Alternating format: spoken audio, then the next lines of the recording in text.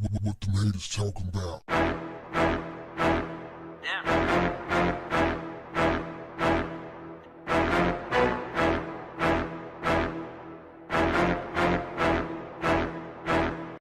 What's up, family?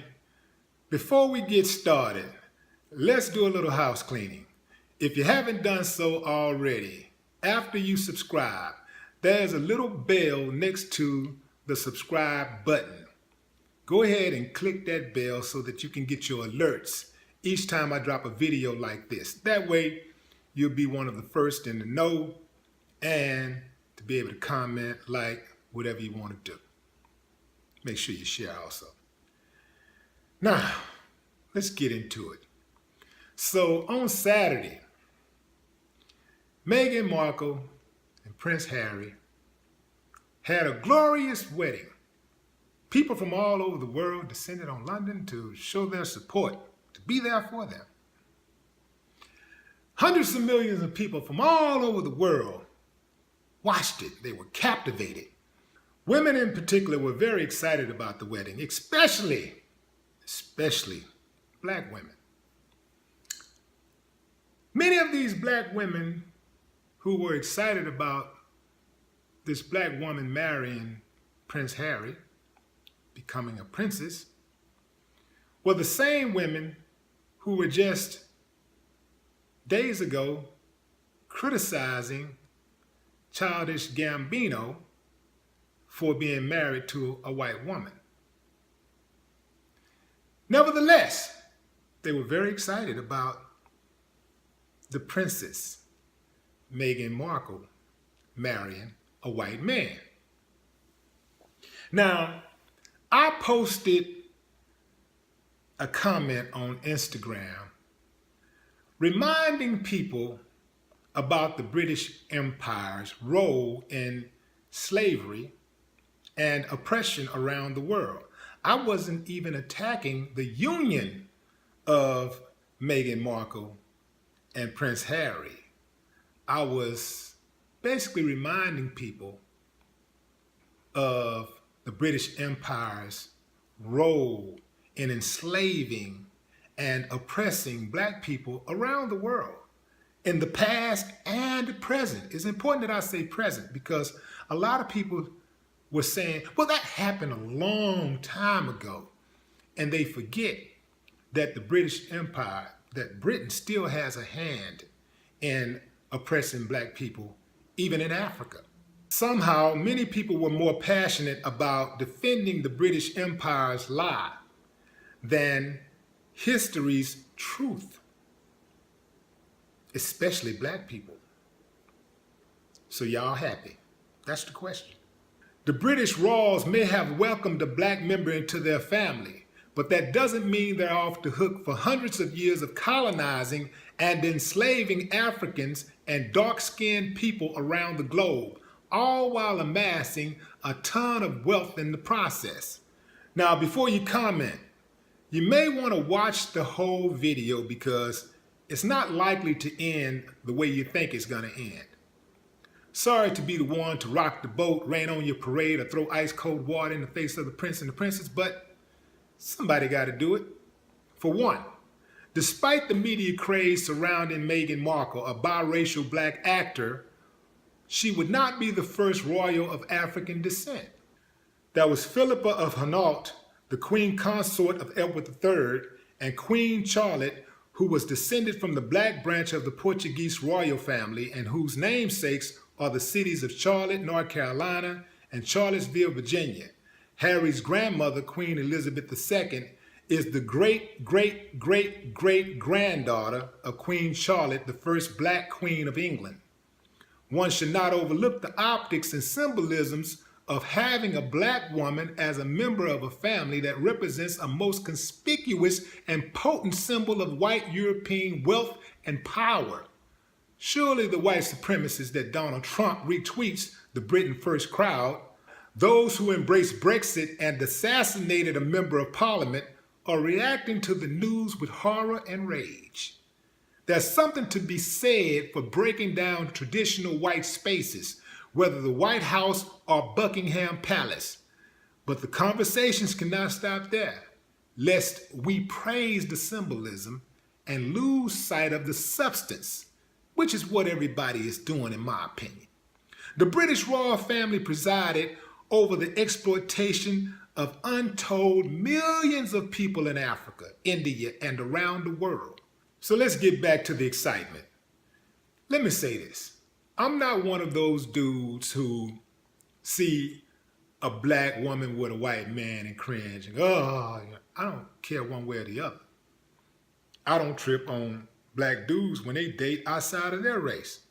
Some people are heavily invested in that. I mean, they lose it when they see the interracial couples. They just go crazy.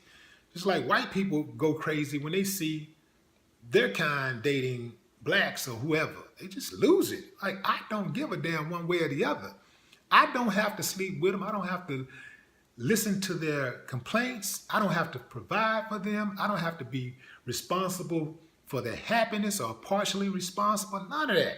So I'm not getting into it like that.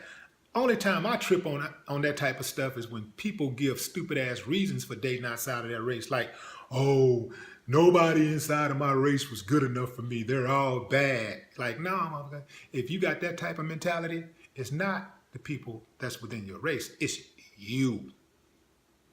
You can't find a good woman in an entire race of people. It's your ass. So let's get that out of the way.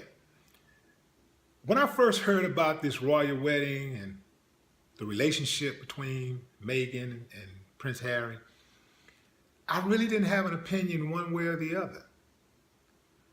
But I looked at the union part of it and what was propping the union up and this power structure. And I'm like, she's going to marry into the royal family that's responsible for all of this abuse against black people around the world. All of this oppression that still continues. I got to keep reminding y'all because somehow people think it's in the past. It's still happening today, right? So she's going to marry into that family. So is Prince Harry going to use his white privilege to break down some of those barriers of white supremacy? Is he going to try to make some of those wrongs right? If he's not, then to me, it's like wasting white privilege. I mean, if he's marrying this black woman, and he's the one of the good ones, right? You would think that he's going to try to do something to improve race relations, not just between him and his wife, but he got all of this power, right? He should be able to use some of it. But as I looked into Prince Harry's background, I came up with some interesting facts. Besides the fact that he was a wild child, now a lot of us were wild. I mean, I know I was wild in my 20s. But Prince Harry has a hairy side, very interesting side of him that a lot of people are just unaware of. So let me remind you. Check out Prince Harry when he went to a frat party as a Nazi. Now check out Prince Harry at the frat party with his friends, dressed up as a Klansman and in blackface. Ain't no way around this. Everybody knows that these are two of the most disrespectful symbols aimed at black people. The Klan's uniform and the blackface. Everybody knows that that is very offensive to black people. But black people got a short memory. It's like they never either they forgave or they just didn't know about it or whatever, but they just have a very, very short memory and a very, very forgiving. So I was just thinking to myself, like, There was a time when these so-called masters actually married and had children with their black slaves. And there are some white guys who get off to that type of relationship. They have a master type slave relationship with their woman. I don't know what goes on behind closed doors, but I'm just saying I know of cases like this. I am not making this up. I've heard of these type of cases. I made this video so that you could be reminded of what and who you're cheering for. The British royal family presided over the exploitation of untold millions of people in Africa, India, and around the world.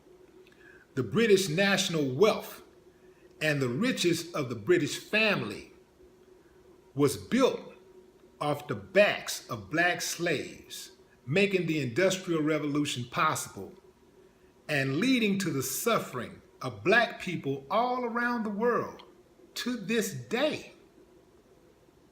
But y'all happy. No more talk. What the haters talking about? Yeah.